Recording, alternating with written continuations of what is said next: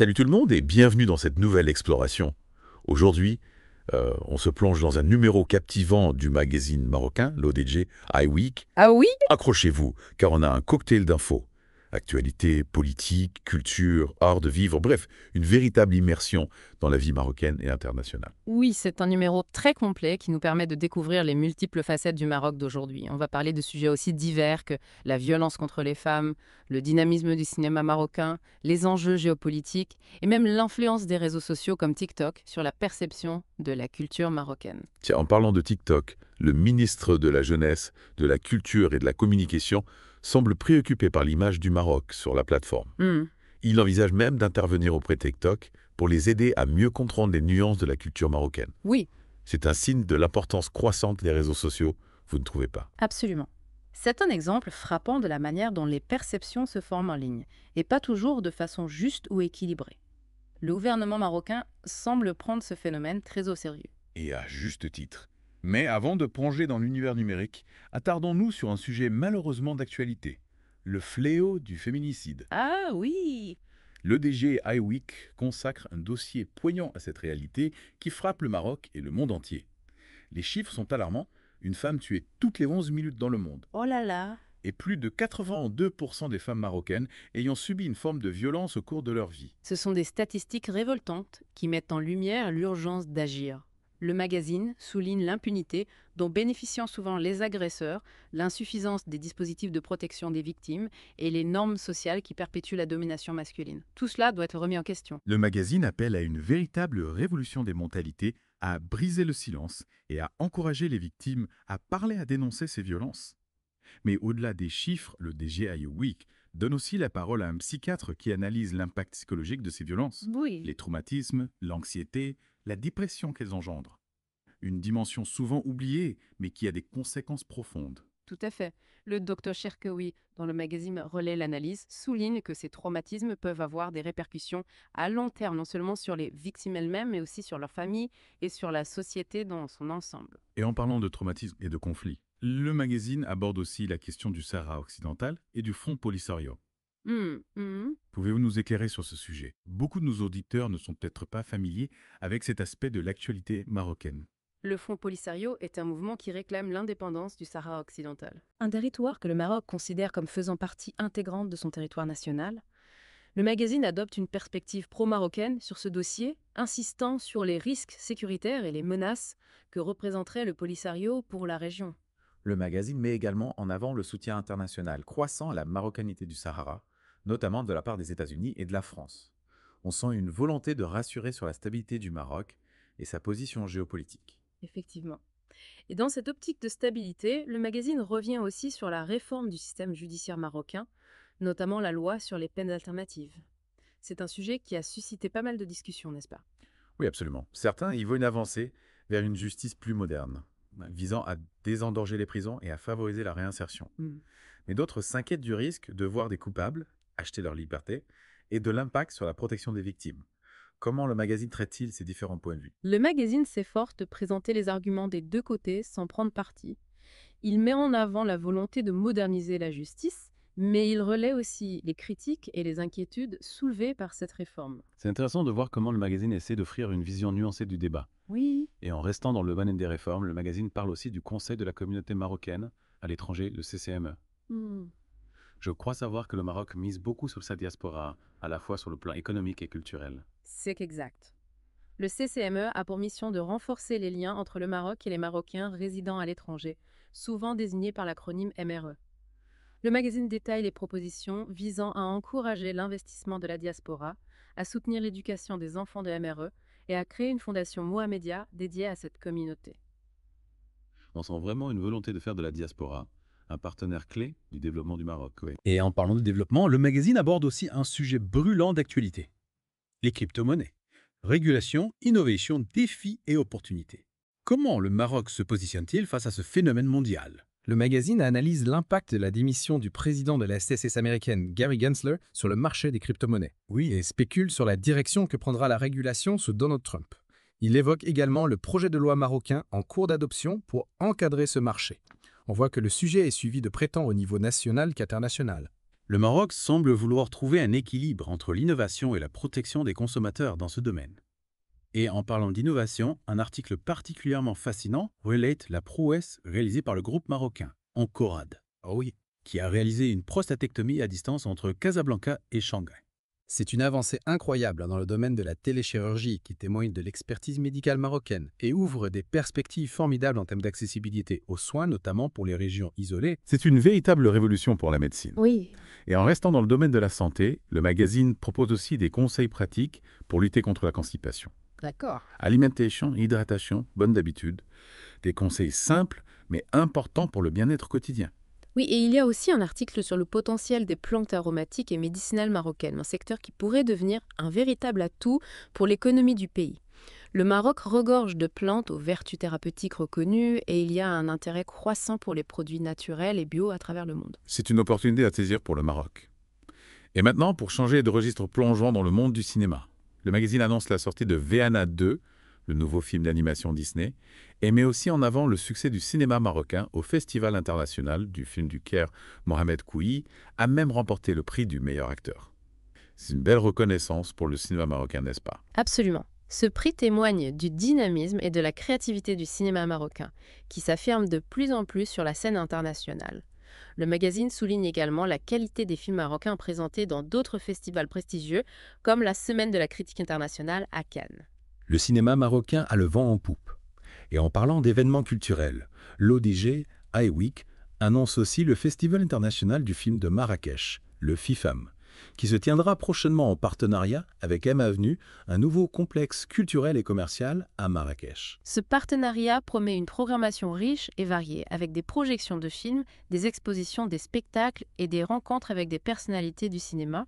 On peut s'attendre à un événement d'envergure. Et pour les passionnés de culture et d'histoire, le magazine annonce également l'ouverture du musée de l'élégance marocaine à Rabat. Un musée dédié aux costumes traditionnels. Ça semble fascinant. Ce musée, fruit du travail de toute une vie de feu, Habiba Antou, est une véritable plongée dans l'histoire du costume marocain. On y découvre la diversité des styles, des techniques de fabrication et des significations symboliques des costumes traditionnels à travers les régions et les époques. Une belle initiative pour préserver et valoriser le patrimoine vestimentaire du Maroc. Oui. Et pour continuer notre tour du monde culturel, le magazine nous emmène au Chili, où se déroule la semaine marocaine à Santiago. Artisanat, gastronomie, musique, danse. Une belle occasion de promouvoir la culture marocaine à l'international. Oui, et en parlant de musique, le magazine nous parle aussi de la sortie du nouveau single de Saad Lamjad, Oumadoul, une collaboration avec la chanteuse indienne Neti Mohan. Ah d'accord. Un mélange de sonorités marocaines et indiennes qui promet d'être intéressant. Et pour les fans de musique internationale, le magazine évoque le nouvel album de Lana Del Rey qui suscite déjà des réactions mitigées à cause de sa pochette controversée. Lana Del Rey, toujours un peu provocatrice. Effectivement. Et pour finir ce tour d'horizon musical, le magazine nous informe du retour à Casablanca de la comédie musicale arrivée par avion. Une comédie musicale qui explore avec humour et émotion les décalages culturels entre Paris, New York et Marrakech. On a vraiment l'impression de faire un voyage à travers les différentes facettes du Maroc et du monde avec ce numéro de l'ODG iWeek. Oui, c'est un numéro riche en informations et en découvertes qui témoigne du dynamisme du Maroc à la fois sur le plan national et international. Avant de passer à la suite, j'ai une petite question pour vous. Êtes-vous déjà demandé combien d'eau compte le corps humain? Une centaine peut-être. Eh bien, figurez-vous qu'un adulte en moyenne 206 os. Ah oui? Incroyable, non? Et ce n'est pas tout. Saviez-vous qu'une simple banane scotchée à un mur s'est vendue plus de 6 millions de dollars dans une galerie d'art? Non, c'est incroyable. Qu'est-ce qui peut bien expliquer une telle folie? Apparemment, c'est une œuvre d'art conceptuelle qui interroge la notion de valeur et de marché de l'art. Difficile de dire si c'est du génie ou du pur marketing, mais en tout cas, ça fait parler. C'est certain. Et en parlant de choses qui font parler, le magazine évoque aussi le cas d'un étudiant marocain hanois assassiné à Tanger. Ah oui? Sa cousine et son oncle ont été condamnés à de lourdes peines de prison. Une affaire tragique qui a profondément choqué l'opinion publique. Oui, c'est un rappel brutal de la violence qui peut exister au sein même de la famille, malheureusement. Et le magazine revient aussi sur la condamnation du célèbre combattant de MMA Conor McGregor pour viol. Une affaire qui ternit un peu plus l'image de ce sportif déjà controversé. La violence, sous toutes ses formes, est un problème qui touche toutes les sociétés. Le magazine mentionne d'ailleurs le rapport annuel sur la violence contre les femmes qui devrait bientôt être publié. Espérons qu'il permettra de mieux comprendre l'ampleur du problème et d'identifier des solutions concrètes. C'est essentiel. Le magazine insiste sur l'importance de l'éducation et de la sensibilisation pour faire évoluer les mentalités. Oui, c'est en changeant les mentalités qu'on peut espérer un monde plus juste et plus sûr pour tous. Et en parlant de changement, le magazine s'intéresse aussi aux innovations technologiques qui pourraient révolutionner notre quotidien. Oui. Par exemple, il parle de ChatGPT, l'intelligence artificielle conversationnelle développée par OpenAI et de la rumeur selon laquelle Samsung envisagerait de l'intégrer à ses smartphones. Imaginez les possibilités que cela ouvrirait en termes d'interaction avec nos appareils. Et puis, le magazine évoque aussi une innovation qui pourrait transformer notre façon de nous lever. Le lave-personne, une capsule futuriste développée par une entreprise japonaise. Le lave-personne. C'est intriguant comment ça fonctionne. Imaginez une sorte de baignoire intelligente qui vous nettoie de la tête aux pieds grâce à des jets d'eau ciblés, un séchage à air chaud et même des projections d'images relaxantes. Waouh! On dirait un scénario de science-fiction. C'est un peu ça. Mais l'objectif est aussi de répondre aux besoins des personnes âgées ou en situation de handicap en leur offrant une solution d'hygiène plus facile et plus confortable. C'est une belle initiative. Et pour rester dans le domaine du futur, le magazine parle aussi d'un robot capable d'apprendre des tâches complexes en observant un humain. Oui, grâce à des capteurs et des réseaux neuronaux, ce robot peut reproduire des gestes humains sans avoir besoin d'être programmé spécifiquement. C'est incroyable. On imagine les applications possibles dans l'industrie, la médecine et même à la maison. Absolument. C'est un bel exemple du potentiel de l'intelligence artificielle et de la robotique pour faciliter notre vie. Et pour terminer ce tour d'horizon des innovations. Le magazine s'intéresse aussi à la 5Ga, la nouvelle génération de réseaux mobiles que la Chine est en train de déployer. La 5Ga. Oui, C'est donc la promesse de connexion encore plus rapide et plus fiable. J'imagine que ça ouvre la porte à des applications révolutionnaires dans des domaines comme la réalité virtuelle, l'Internet des objets et l'industrie 4.0. Exactement. Et le magazine souligne que la Chine ne se contente pas d'investir dans la Denskoya. Elle mise aussi massivement sur d'autres technologies clés, comme la blockchain et l'intelligence artificielle. On peut dire qu'elle est en train de prendre une sérieuse avance dans la course à la technologie mondiale. c'est une analyse pertinente. On a vraiment l'impression que la Chine est en train de façonner le futur du numérique. Mais revenons au Maroc. Avant de plonger plus en profondeur dans les autres sujets du magazine, j'aimerais qu'on s'arrête sur un article qui m'a particulièrement marqué. Celui qui traite de l'impact psychologique du terrorisme et des conflits armés. Ah oui, cet article est vraiment percutant. On a souvent tendance à se focaliser sur les conséquences matérielles et économiques des conflits, mais on oublie parfois les blessures invisibles, les traumatismes psychologiques que la violence laisse sur les individus et les communautés. Le magazine donne la parole au Dr Anwar Cherkaoui, un psychiatre, qui analyse les mécanismes psychologiques à l'œuvre dans la violence, la radicalisation et les traumatismes liés au conflit. Il met en avant l'impact dévastateur du terrorisme sur la santé mentale des populations civiles. Le docteur Cherkaoui parle de stress post-traumatique, d'anxiété généralisée, de dépression, de sentiment d'abandon. Autant de troubles qui peuvent avoir des conséquences durables sur la vie des victimes de leur famille et même sur la société dans son ensemble. C'est un fléau silencieux, mais aux répercussions profondes. Comment peut-on protéger les populations, et aux particuliers les plus vulnérables de ces traumatismes? Le magazine propose-t-il des pistes de solutions? Le docteur Cherkaoui plaide pour une prise en charge globale des victimes qui inclut un soutien psychologique adapté à un accès aux soins de santé mentale et des programmes de résilience communautaire. Il insiste aussi sur l'importance de la justice et de la lutte contre l'impunité pour permettre aux victimes de se reconstruire et de retrouver confiance en l'avenir. C'est un message fort qui nous rappelle que la paix ne se construit pas seulement sur le plan politique et économique, mais aussi sur le plan psychologique et social. Et le Dr Cherkaoui va même plus loin en analysant les risques psychiatriques liés au soutien à des organisations terroristes. Il prend l'exemple du Front Polisario, soutenu par l'Algérie, et met en garde contre les conséquences potentielles pour la population algérienne elle-même. C'est un point de vue intéressant qui souligne que la violence a toujours un prix, même pour ceux qui pensent la contrôler ou en tirer profit.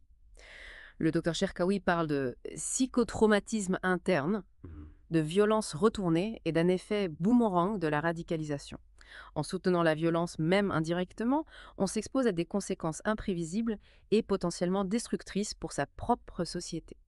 C'est une analyse qui invite à la réflexion. Elle nous rappelle la responsabilité de chaque nation dans la construction d'un monde plus pacifié et plus juste, non seulement pour les autres, mais aussi pour soi-même. En parlant de responsabilité, le magazine revient aussi sur un sujet qui a fait débat au Maroc. La réforme du système judiciaire et notamment la loi sur les peines alternatives. Oui, c'est un sujet sensible. Le magazine s'efforce de présenter les arguments des deux côtés. Ceux qui voient une avancée vers une justice plus moderne, Oui, visant à désengorger les prisons et à favoriser la réinsertion, et ceux qui s'inquiètent du risque de voir des coupables acheter leur liberté et de l'impact sur la protection des victimes. C'est important de donner la parole aux différents points de vue. Oui. Et en parlant de donner la parole, le magazine consacre aussi un article à la réforme du Conseil de la communauté marocaine à l'étranger, le CCME. C'est une institution qui joue un rôle crucial pour les Marocains résidant à l'étranger, n'est-ce pas? Absolument. Le CCME a pour mission de renforcer les liens entre le Maroc et sa diaspora, les MRE. Le magazine détaille les propositions visant à encourager l'investissement de la diaspora, à soutenir l'éducation des enfants de MRE et à créer une fondation Mohamedia dédiée à cette communauté. Le Maroc semble déterminé à faire de sa diaspora un véritable partenaire de son développement. Et en parlant de développement, le magazine aborde aussi un sujet brûlant d'actualité, les crypto-monnaies. Comment le Maroc se positionne-t-il face à ce phénomène mondial? Le magazine analyse l'impact de la démission du président de la secte américaine, Gary Gensler, sur le marché des crypto-monnaies et spécule sur l'orientation que prendra la régulation sous Donald Trump.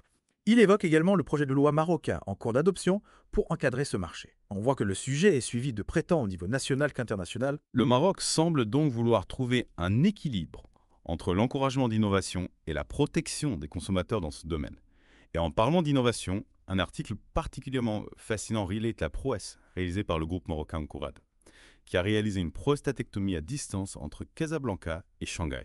C'est une avancée extraordinaire dans le domaine de la téléchirurgie. Oui. Imaginez les possibilités que cela ouvre, notamment pour les régions isolées où l'accès aux spécialistes est limité. C'est une véritable révolution pour la médecine.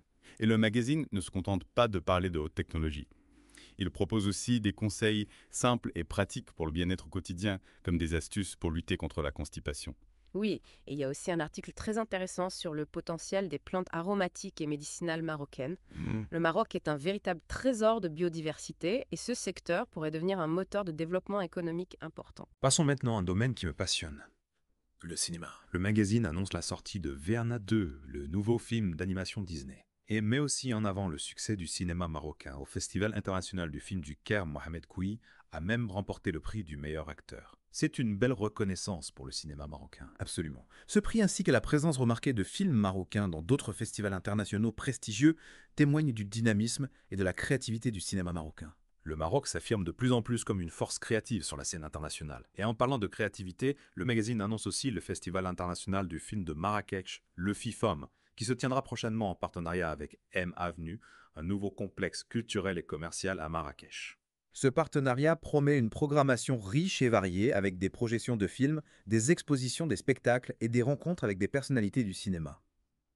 Un événement à ne pas manquer pour les cinéphiles. Et pour les amoureux de la culture marocaine, l'ODJ IWK annonce également l'ouverture du musée de l'élégance marocaine à Rabat. Un musée entièrement dédié aux costumes traditionnels marocains, ça me semble fascinant. Ce musée, fruit du travail passionné de feu, Habiba Antou est une véritable invitation, un voyage à travers l'histoire du costume marocain. On y découvre la richesse et la diversité des styles, des techniques de fabrication et des significations symboliques des costumes à travers les régions et les époques. Une belle initiative pour préserver et valoriser le patrimoine vestimentaire du Maroc. Et pour élargir nos horizons, le magazine nous emmène au Chili où se déroule actuellement la semaine marocaine à Santiago Artisanat Gastronomie Musique Danse.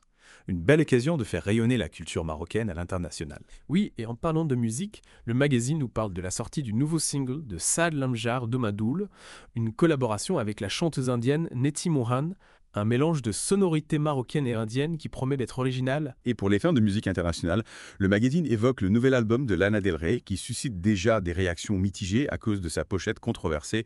Lana Del Rey, toujours un peu provocatrice. Effectivement. Et pour terminer en beauté ce tour d'horizon musical, le magazine nous informe du retour à Casablanca de la comédie musicale Arrivée par avion. Une comédie musicale pleine d'humour et d'émotion qui explore les décalages culturels entre Paris, New York et Marrakech. On a vraiment fait le tour du monde avec ce numéro de l'EDG iWeek. Avant de passer à la suite, j'ai une petite devinette pour vous. Vous êtes-vous déjà demandé combien d'os compte le corps humain? Une centaine peut-être. Eh bien, figurez-vous qu'un adulte a en moyenne 206 os. Incroyable, non? Et ce n'est pas tout. Saviez-vous qu'une simple banane scotchée à un mur s'est vendue plus de 6 millions de dollars dans une galerie d'art? Non, c'est incroyable. Mais qu'est-ce qui peut bien expliquer une telle folie? Apparemment, c'est une œuvre d'art conceptuelle qui interroge la notion de valeur et le marché de l'art. Difficile de dire si c'est du génie ou du pur marketing, mais en tout cas, ça fait parler. C'est certain. Le magazine évoque aussi des faits divers qui ont marqué l'actualité, comme le cas d'un étudiant marocain, Anouar, assassiné à Tanger. Sa cousine et son oncle ont été condamnés à de lourdes peines de prison. Une affaire tragique qui a profondément choqué l'opinion publique. Oui, c'est un rappel brutal de la violence qui peut exister au sein même de la famille. Le magazine revient aussi sur la condamnation du célèbre combattant de MMA Conor McGregor pour viol. Une affaire qui ternit un peu plus l'image de ce sportif déjà controversé. La violence sous toutes ses formes est un problème qui touche toutes les sociétés. Le magazine mentionne d'ailleurs le rapport annuel sur la violence contre les femmes qui devrait bientôt être publié. Espérons qu'il permettra de mieux comprendre l'ampleur du problème et d'identifier des solutions concrètes. Oui, c'est essentiel. Le magazine insiste aussi sur l'importance de l'éducation et de la sensibilisation pour faire évoluer les mentalités et lutter contre toutes les formes de violence. Tout à fait. Changer les mentalités est la clé pour construire un monde plus juste et plus sûr. Et en parlant de changement, le magazine nous emmène aussi à la découverte des innovations technologiques qui pourraient révolutionner notre quotidien. Par exemple, il y a un article sur ChatGPT, cette intelligence artificielle conversationnelle développée par OpenAI. La rumeur court que Samsung envisagerait même de l'intégrer à ses smartphones. C'est fascinant. Imaginez les possibilités que cela ouvrirait. Et puis le magazine nous parle aussi d'une innovation qui pourrait transformer notre façon de nous laver. Le lave-personne, une capsule futuriste développée par une entreprise japonaise. Le lave-personne, c'est intriguant comment ça fonctionne. Imaginez une sorte de baignoire intelligente qui vous nettoie de la tête aux pieds grâce à des jets d'eau ciblés, un séchage à air chaud et même des projections d'images relaxantes. Waouh, on dirait un scénario de science-fiction. C'est un peu ça. Mais l'objectif est aussi de répondre aux besoins des personnes âgées ou en situation de handicap en leur offrant une solution d'hygiène plus facile et plus confortable. C'est une belle initiative.